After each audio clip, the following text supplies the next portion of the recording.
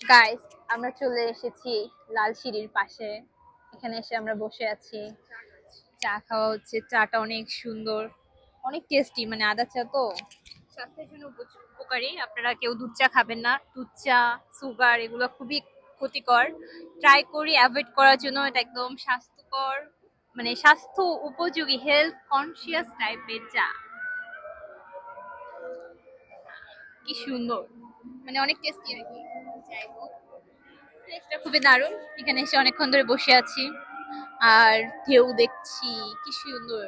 সন্ধ্যা নেমে এলো, আজান দিয়ে দিচ্ছে চারপাশে।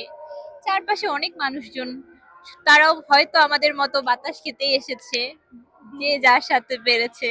তাই এই তো, ওইখান থেকে পিছন থেকে ধোঁয়া আসছে। ধোঁয়ার গন্ধ, মানে পোড়ানোর গন্ধ। পোড়ানোর গন্ধটা আমার কাছে খুব দারুণ লাগে। যেমন পাতা পোড়ায় শীতকালে, সেই গন্ধগুলো, স্মেল গুলা খুবই অসাধারণ, অসাধারণ একটা স্মেল।